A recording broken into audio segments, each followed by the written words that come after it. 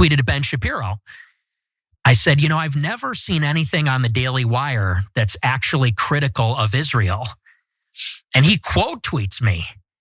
And at this time, I have 1,000 followers on Twitter. I don't know. I probably got 100 likes on this tweet. It wasn't a viral tweet. He quote tweets me and says, to accuse a Jew of dual loyalty is the surest sign of anti-Semitism. But the second you're like, well, actually, it's the Jews. First of all, it's against my Christian faith. Like, I just don't believe that, and I never will, period. And second, then it becomes a way to discredit.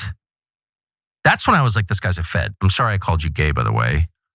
But I think I'm just too old or something. I'm like, what? Why is anyone married?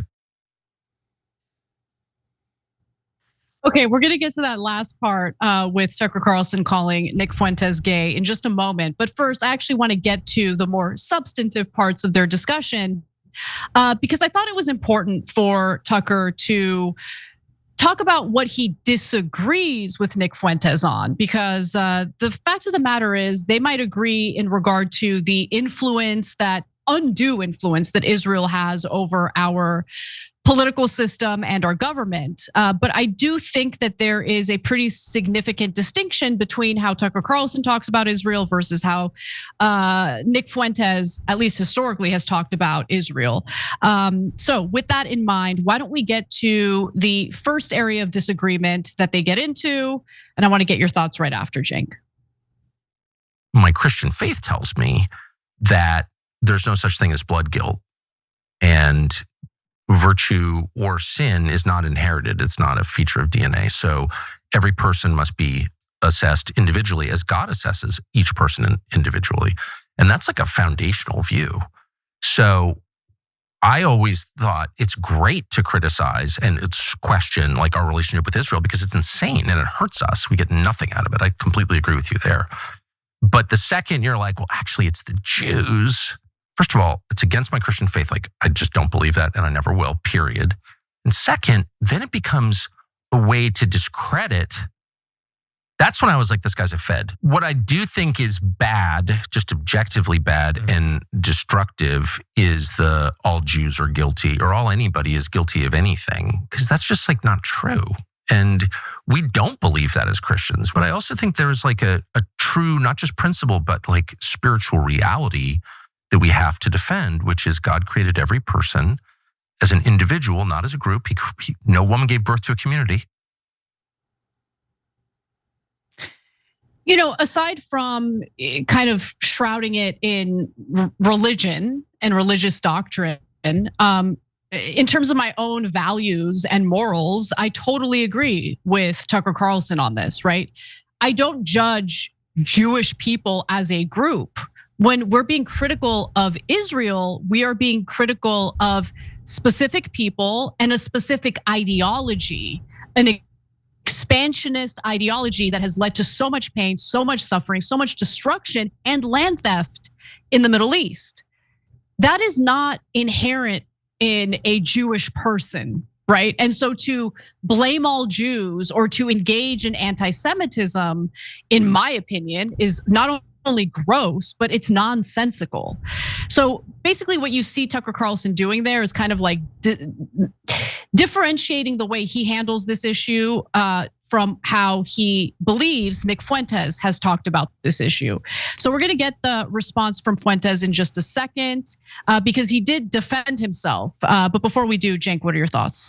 Yeah, look, so the only people that, well, that's actually not true. Fuentes is one of the people. The two sets of people, and Tucker has said this before too.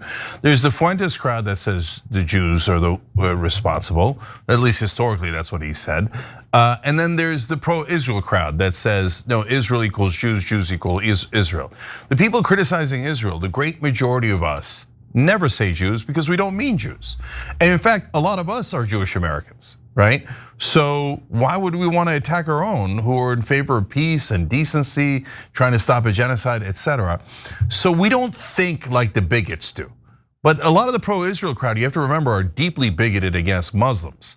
And they think it's okay to kill Muslims, it's no big deal. In fact, we should smear Muslims so it makes it easier for America to give us money to kill Muslims. So they assume everyone is as deeply hateful as they are.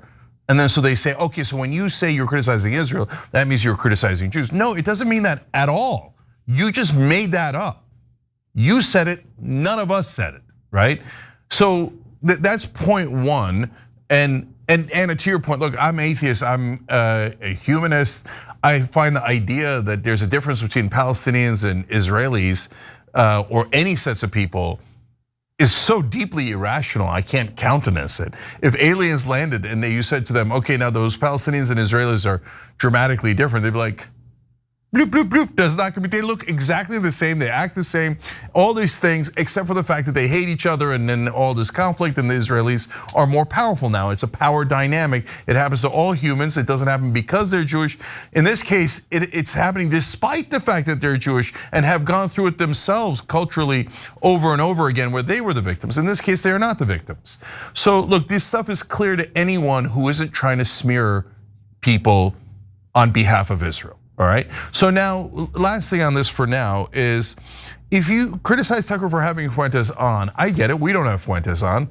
He said some really vile things, and so I understand the concern around that, right? But Anna, I read several articles today that never showed that clip or mentioned what you just showed us, right?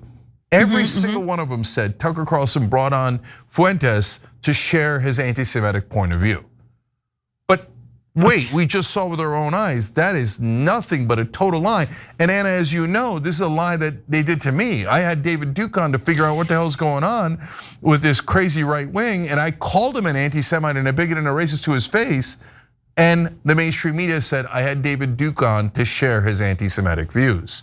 So yeah, James, there is a giant liar in this equation, and it's not the part of the media that constantly gets blamed. I can't emphasize enough how toxic the trend of quick clips on X or Instagram, just the quick clips, how toxic that really is, because it really does take the context out of the discussion, and it paints a narrative that oftentimes isn't even accurate. And so that's why now producing this show is almost a Herculean task, because I'm not going to rely on a few clips I found on X. I want to watch the whole conversation and get a more holistic, perception of what the conversation was and what actually went down. So whatever, putting that aside for a second. I'm just gonna add real quick, Anna. It's because almost all of media is lying. So then we all have to fact check every single thing that anyone else has ever said. And like in the old days, you thought New York Times at least wasn't lying. No, they're giant liars.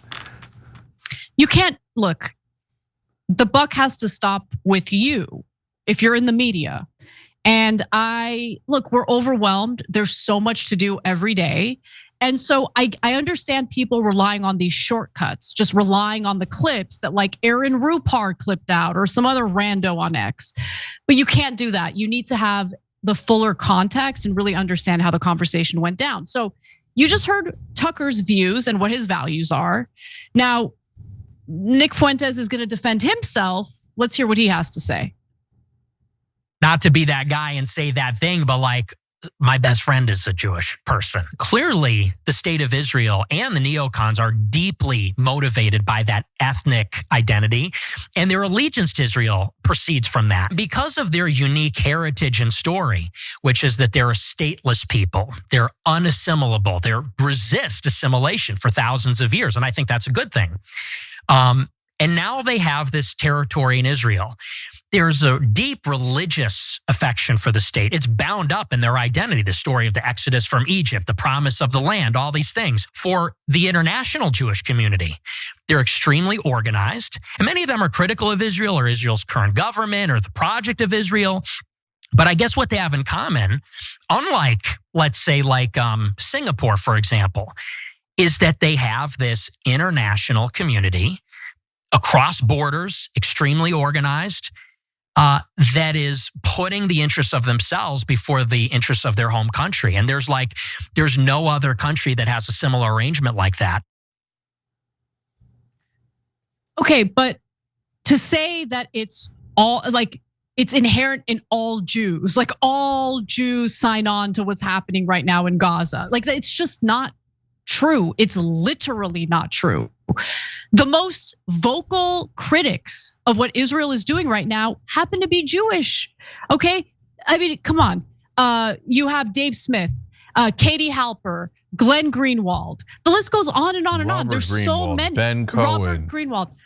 Exactly. There are so many. And so, look, whenever you start making judgments about groups simply based on their heritage or their racial identity or what, you lose me entirely. Because I think it is important to judge people as individuals as opposed to a collective, right? A collective that is based on immutable characteristics. And so I disagree with how Nick Fuentes comments on this issue because he seems to have difficulty differentiating from people who have bought into an expansionist policy in the Middle East versus just Jews who criticize it, who are not co-signing onto it at all. Yeah. So look, this is a topic where even having an intellectual conversation is career threatening, right? It's uncomfortable. Yeah. It's totally uncomfortable. Right. So let's, but I'm gonna do it anyway. So first of all, in terms of genetics, there's no difference between us. There's so much more variability within any race or religion than there is between the different races and religions. So I don't want to get too deep into the science of that, but to make an assumption based on someone's race or religion in terms of their hardware, their genetics is just preposterous, comically ignorant, okay?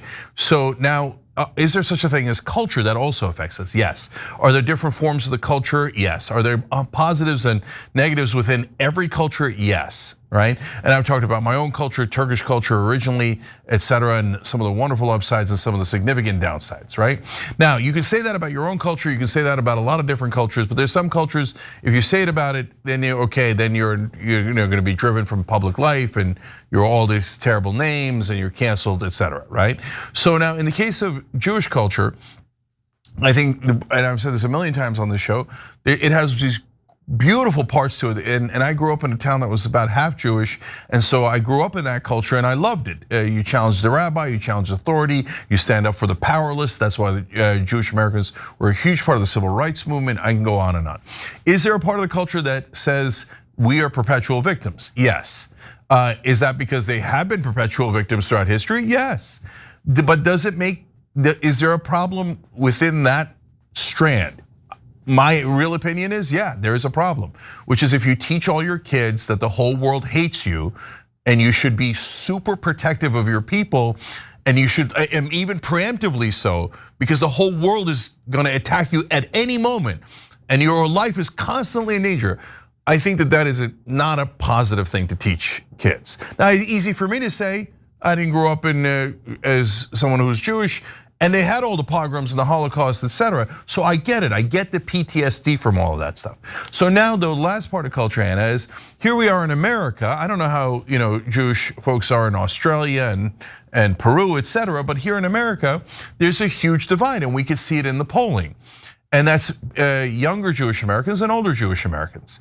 So younger Jewish Americans are at this point more on the side of the Palestinians than they are of Israel. Like I'm generalizing based on the polls that I've seen. But for example, earlier today we talked about how 67% of Jewish voters under the age of 45 are backing Mamdani in the mayoral race in New York. Okay, as an example. So why is there a divide between the older Jewish Americans and the younger ones? Because the older ones are closer to the PTSD of the Holocaust, of being stateless, of all these things that are legitimate concerns for Jewish folks throughout the world and throughout history, right? So they're much more protective of this idea of Israel and oh my God, Israel, we got every right to it. They can't see clearly. No, Israel has nukes. Israel has Iron Dome. Israel has a bigger and more effective military than the entire Middle East combined. So it's a grown-up country now. Whereas younger Jewish Americans grew up as Americans. And so they were partly brainwashed. All cultures brainwashed. I was brainwashed as a Turk growing up. And by the way, against the Armenian genocide never happened. They were hiding behind their civilians. We were just moving them, etc. So this is not specific to Jews at all. right? So when he generalizes about the Jews, it's absurd. It's absurd on genetic grounds, on demographic grounds, age, etc. But are there some folks in America that love Israel and love Israel more than they love this country and are more obsessed about it and spend tons of money on it and try to cancel people and fire anyone who would criticize Israel? Of course there are. If you say there aren't, you're definitely lying, and you have to look into why you're lying, right? So I don't agree with Fuentes. He's getting it wrong in an important way. But Tucker didn't agree with any of that. No, he didn't. In fact, he also told Fuentes that anti-Semitism is actually very convenient for the bad faith actors who are seeking to essentially justify anything and everything that Israel is carrying out. So let's just hear how Fuentes responded to that. I would just say I disagree. I mean, because you said the other day, they like me. I don't know what you're talking about when you say that. Because I don't know. Let me just kind of rebut that. Well, by the way, I'm not saying you have anything to do with this. I'm just saying I've noticed the phenomenon. Totally, and I just reject that because they have been messing with me for my entire adult life. I mean, the ADL got me banned on YouTube. The SPLC posted my house on their website. I mean, as far as the Jews are concerned, I think that, like I said, you cannot actually divorce Israel and the neocons and all of those things that you talk about from Jewishness, ethnicity, religion, identity. Yeah, I'm 100% on Tucker's side. And by the way, for those who are critical of the expansionist project that's currently being carried out by Israel, and you are justified in being critical about that. It is not based on someone's immutable characteristics. It's not based on people's identity as Jewish people. It has everything to do with an ideology that is being carried out by a government, okay? That, by the way, is not just supported by Jewish individuals within Israel and maybe globally, but also, more importantly, evangelicals as well. So it's not about an identity, it's about an ideology. And that's what's important to me, because there's no one in the world who's gonna convince me to have hatred in my heart for Jewish people or Black people or gay people. For me, the ideology and the actions that individuals carry out is way more important to focus on. And what I can't stand is that people who understand that distinction and do not have malice or hatred in their hearts end up getting lumped together with those who do have malice and hatred in their hearts. And that was the point that Tucker Carlson was trying to make there. Yeah, I gotta say the last two things here. First, it makes no sense to say the Jews or Jewishness, as Fuentes is saying. So wait, Dave Smith and Ben Shapiro disagree 100%. So which one represents the Jews? It just, you can't make sense out of that, right? And as we've said a million times on the show, look, we've got friends, family that are Jewish, and Mossad never called them, IDF never called them. They're physics professors. They're doing physics. They're not doing anything else. So like that, all of that is absurd. Now, on the other hand, with the Ben Shapiro's of the world, he says, oh, it's a dual loyalty trope, saying that we're loyal to Israel, and this has been going on for all of eternity. Israel started in 1948. How could it have been going on for eternity? So I feel like sometimes they're planting the pro-Israel guys are planting these so-called tropes around so that anything triggers them, and then you're canceled forever for criticizing Israel in a super convenient way. And they say the dual loyalty thing, and then they say Mamdani is actually loyal to jihadi terrorists and not America. Wait, isn't that the dual loyalty trope? And in a much more vicious and bigoted way, and based on absolutely nothing? So apparently you don't mind the dual loyalty trope. You just mind if anyone criticizes Israel, you like that you get to use that newfound trope to criticize them. So guys, this is super simple. The only people who don't get it are the neo-Nazis and the dumbass mainstream media that work for Israel, okay? Jews and Israel are not the same thing. We love Jewish Americans, they're our brothers and sisters, and we always protect them. And Israel is a foreign government that is committing a genocide, and we've got to get them to stop. Easy, I solved it. Every time you ring the bell below, an angel gets his wings. totally not true. But it does keep you updated on our live shows.